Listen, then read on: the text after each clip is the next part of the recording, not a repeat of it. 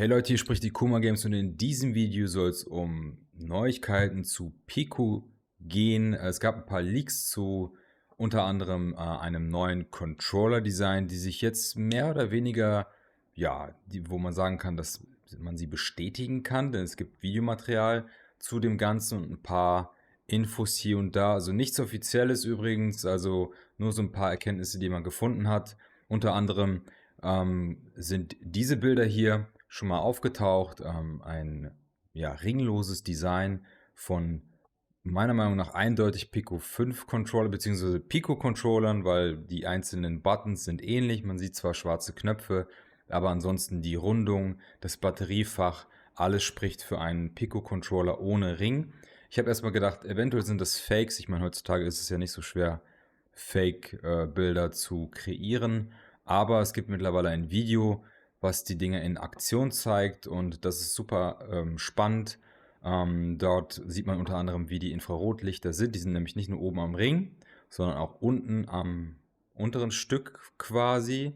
Und es gibt neben diesen, also mehr gibt es zu den Controllern eigentlich gar nicht zu sagen. In dem chinesischen Video wird eigentlich sehr viel darüber gesprochen, aber ich spreche kein Chinesisch, deswegen habe ich mir quasi die Bilder sprechen lassen und ein paar Infos, die ich so rausgefischt habe, hier euch mitgeteilt. Aber es gibt noch eine Art Gegenüberstellung von verschiedenen zukünftigen Pico-Headsets. Das ist super spannend. Unter anderem kann man hier sehen, dass es eine Pico 5 geben soll, eine Pico 5 Pro und eine Art Pico 5 Pro Max, wie bei iPhone quasi die Aufteilung. Und dort sind ein paar spannende Sachen zu sehen, also unter anderem solche Sachen wie, dass der Controller neben Infrarot-Tracking auch elektromagnetisches Tracking, glaube ich, nennt sich das. Also, dass da irgendwas innen drin ist, was so das Tracking nutzen soll. Es gab ja mal ein Headset, was das Ganze genutzt hat. Das Ganze war nicht ganz so präzise. Also, es ist im kleinen Raum präzise, aber nicht im Raum. Aber eine Kombination aus beidem könnte durchaus interessant sein. Unter anderem gibt es aber auch die Information, wie viel Pixel die nächsten Headsets haben sollen. Unter anderem wird die Pico 5 dann 2,5K pro Auge haben und Pico 5 2,5K pro Auge und die Pico 5 Pro 4K pro Auge haben. Und die Pico 4, Pico 5 Pro Max, guck, ich komme schon durcheinander. Es ist genauso schlimm wie bei iPhone-Produkten.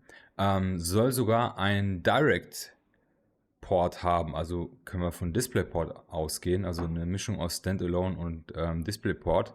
Und wenn man das jetzt so sehen möchte, zumindest eventuell für den chinesischen Markt, dann könnte es da einfach eine Aufteilung für Consumer geben. Andererseits muss man dazu sagen, dass die Pico 4 auch in der Enterprise Edition, also in der Pro-Version heißt es dort ja, auch für Konsumenten zu kaufen gibt, bei uns aber nur B2B, also im Business-Bereich, was sehr schade ist. Wir können hoffen, dass wenn die Pico 5 tatsächlich kommt, dass die auch irgendwie an den Konsumenten kommt. Also nicht nur die Pico 5, sondern auch die Pro und Pro Max. Das finde ich auf jeden Fall sehr, sehr gut. Ansonsten, Tiefensensor soll das Ding haben, 4 Infrarotkameras und 2 RGB-Kameras, also ähnlich wie bei der Quest 3, 2 RGB-Kameras für stereoskopisches 3 Farb-Pass-Through in 3D und trotzdem 4 Infrarotkameras fürs Tracking. Das wäre definitiv besser als bei der Quest 3. Die hat nämlich nur 2 Kameras, die nach unten zeigen, 2 nach vorn und einen Tiefensensor fürs Tracking der Hände zum Beispiel und für den Raum. Ich habe meinerseits noch keine Infos von Pico, weder offiziell noch inoffiziell bekommen, aber ich bin ultra gespannt, denn eine Sache ist ultra spannend. Die Pico 5 in der Nicht-Pro-Version, da steht ein Preis von $499. Also steht so auch Dollar drin. Und das ist natürlich ein Kampfpreis gegenüber die Quest 3.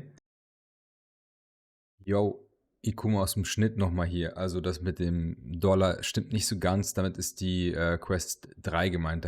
Bin ich in der Zeile verrutscht. Was da aber steht, ist, dass die Quest 3 wird $499 kosten. was, so schreiben sie es selber, umgerechnet 4000 Yuan oder wie heißt die Währung da, ich weiß es nicht. Und sie haben bei der Pico 5, der normalen, nicht Pro-Variante, 3499 Währung, wie auch immer, genannt. Also günstiger als die Quest 3, also eventuell sogar noch günstiger als 500 US-Dollar. Also, da stehen solche Sachen wie Next Generation Optics, also neue Linsen, die dritte Generation sind. Die stellen das so gegenüber, dass die Quest 3 nur die zweite Generation an Linsen hat. Der XR2 Gen 2 Chip soll da drin verbaut sein, unter anderem bei den anderen ein Custom-Chip, von dem ich noch nie was gehört habe. Irgendwie ZR1 oder so oder ZR2 irgendwie. Ihr seht es ja in der Tabelle hier. Keine Ahnung, was das Ding für Leistung bringt, aber bei der normalen Pico 5 dann 2,5K pro Auge, ein Quest 3 Chip, also der XR2 Gen 2, neues Tracking, neue Linsen, Tiefensensor verbaut. Eye-Tracking wäre natürlich nicht schlecht, habe ich jetzt nichts gelesen. Müsste ich nochmal gucken. Nochmal aus dem Schnitt. Doch, oben steht was von Eye-Tracking in der Pro-Variante und in der Pro Max-Variante steht, ist es halt so klein, ich habe es übersehen. Four black and white cameras on the four corners, one depth sensor, four black for eye movement, also 4 Kameras für Augentracking, and one on the bridge of the nose for face capture, also Mundtracking auch. Und bei der Pro Max steht was von 2 internal eye tracking cameras and 1 face capture camera on the bridge of the nose. Also hat die Pro sogar mehr eye tracking Kameras als die Pro Max. Spannender gewesen. Ihr wisst, trotz neuem Chip, bei so hohen Auflösungen kann ich mir vorstellen, wird es problematisch sein, wenn man nicht Forwarded Rendering nutzen kann. Wir sehen bei der PSVR 2, was das für einen geilen Nutzen hat, ja.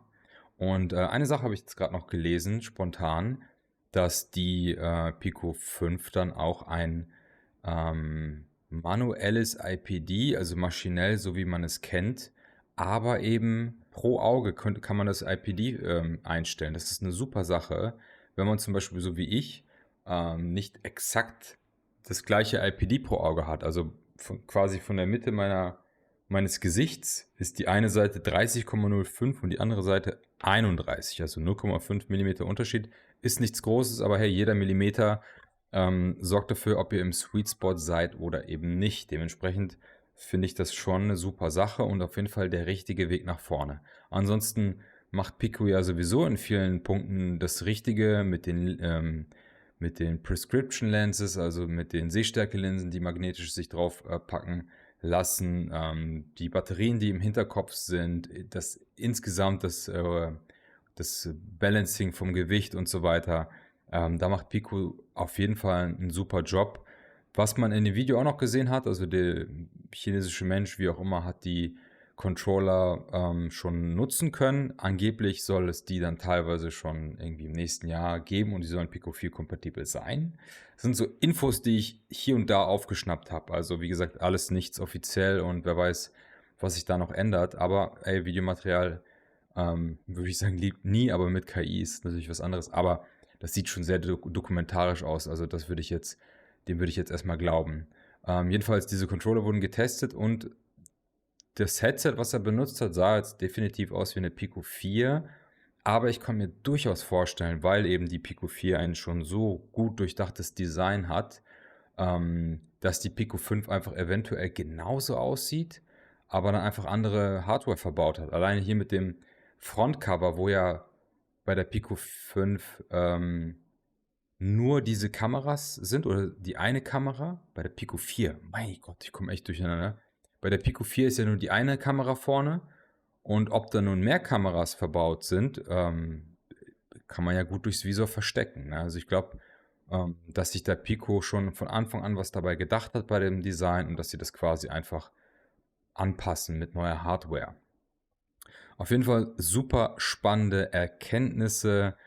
Ich werde euch da auf dem Laufenden halten, soweit es mir möglich ist, soweit ich was Neues weiß. Ansonsten bleiben wir alle weiterhin gespannt auf den Release der Quest 3, der dann hoffentlich Ende des Monats sein wird oder zumindest ein paar Wochen später nach der Meta Connect in diesem Jahr. Also dann, ich hoffe, dieses Video hat euch gefallen. Wenn dem so ist, lasst gerne ein Like da, abonniert diesen Kanal und wir sehen uns beim nächsten Mal. Haut rein. Ciao.